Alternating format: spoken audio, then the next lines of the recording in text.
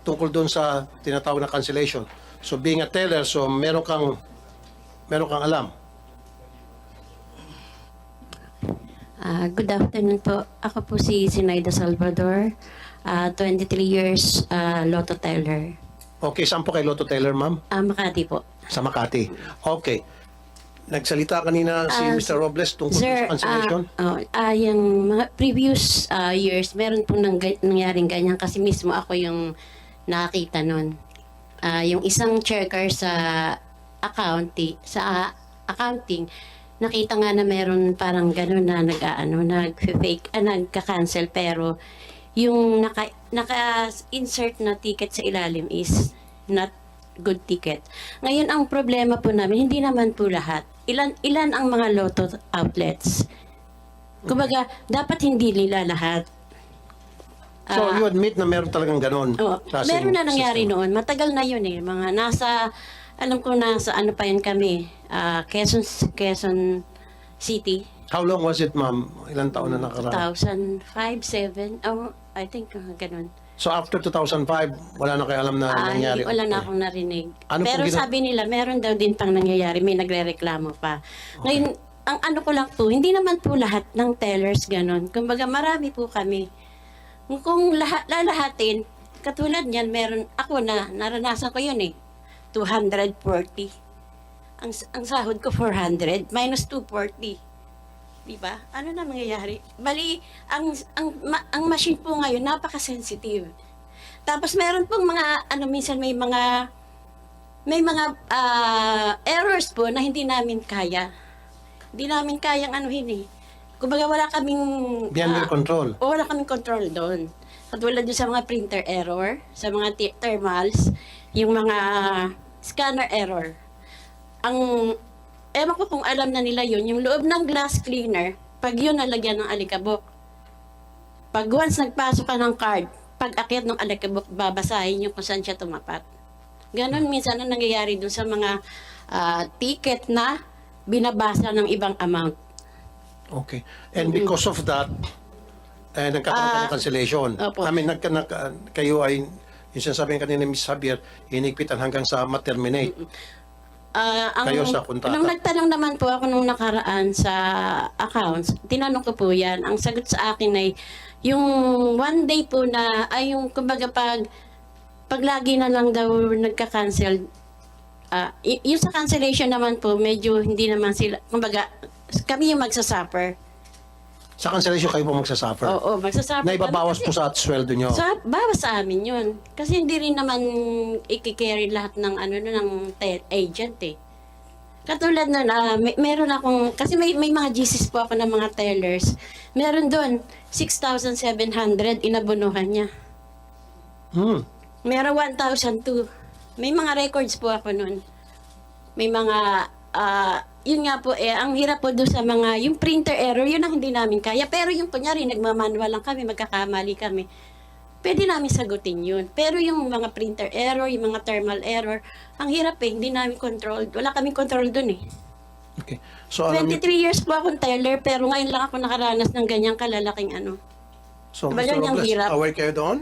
Yung sinasabi po ni Ms. Salvador, yung mga Bagong-bago po yung ating PLS at we have referred the matter to them. At yung pong mga sinasite namin po ay nakadokumento po which prompted us. Yun pong sinasabi nyo ay we will have to look into yung isolated cases na yun. Pero ang nakita namin talaga, without even checking yung maliliit po, yung wholesale cancellation po. Yung po ang meron po namin nakita. We got the top 10. Tapos nangyayari lang po yung cancellation sa 2D and 3D lang po. No po. Well, it's arguable. Pero yung pong tinignan namin, ang majority po lang, nakita nyo 6 digits hindi nagkakamali.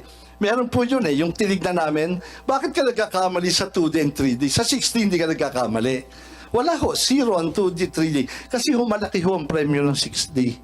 Hindi ho kayang labanan yon. Yun ho ang naging explanation over the years. So yun ho talaga ang naging reason namin. Yung mga, kita nyo, 14,000 yung cancellation, 9,000 yung pumasok. Paano naman ho yun? So yun ho, indicative na yun na yung ng 4D tsaka 6D hindi nagkakamali. Bakit doon namumukod tangi lang ho doon sa 2D and 3D? Ms. Xavier? GM, may we suggest po na yung mga grabe po yung cancellation, di dapat po yun sila ang tiniterminate at saka po sila na lang po yung binablock, pero wag naman po yung lahat kasi yung mga iba naman po talaga kami ho, takot at takot kami ngayon mag-cancel po.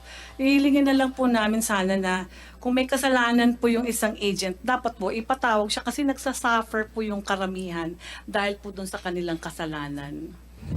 Tama, Sana po, I agree Chief. with that, Mr. Robles. So, yung sabi nyo kanina, identified yun din daw yung sabi mo yung lugar at mga lotto agents na palaging nagkakaroon ng cancellation. Then, yun dapat ang ipatatawag nyo, yun dapat ang i-terminate nyo yung kanilang kontrata. Bakit yung 2,000 nadamay? Ito po, sample. Ma'am, Sample. may sample. Ano po yung sample niyo, ma'am?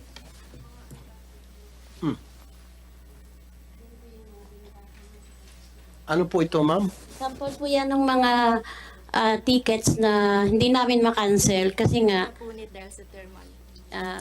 dahil nga po sa yung walang cancellation, ang problema po dyan sa scanner.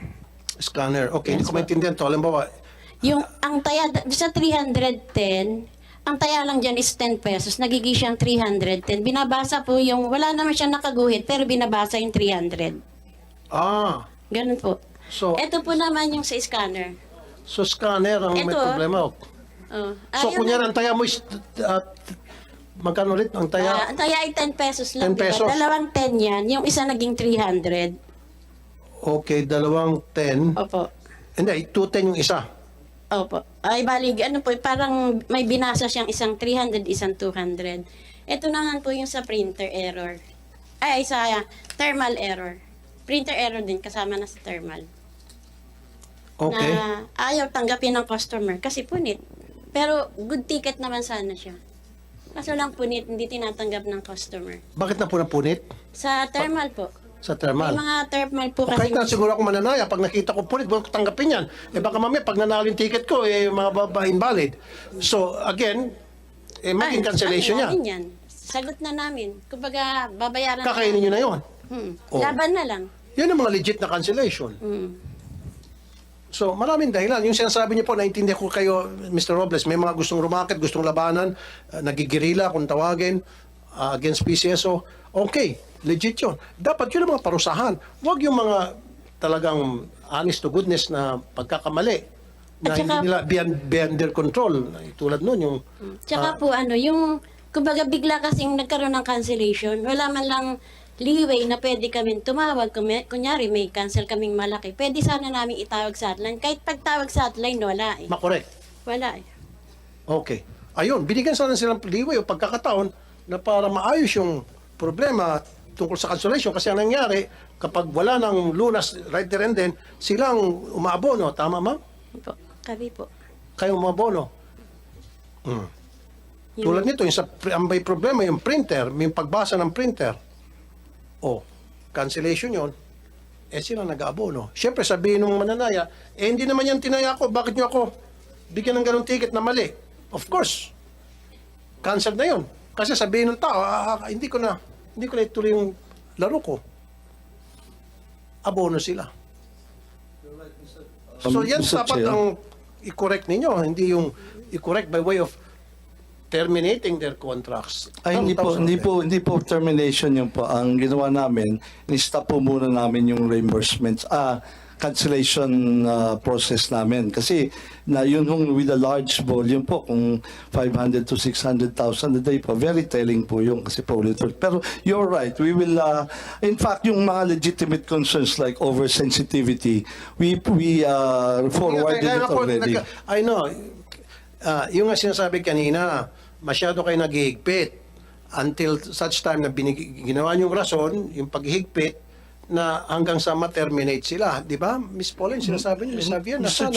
Mr. Chair, hindi po. We cannot coexist without the traditional dahil marami pa rin ho talagang nasa traditional. In fact, iba po ang market ng traditional. Iba rin po yung nag-online. I understand. Kaya nga po, sir, if I may, there is always a different market for the online kahit po sa ibang bansa. The traditional, the over-the-counter po is always there.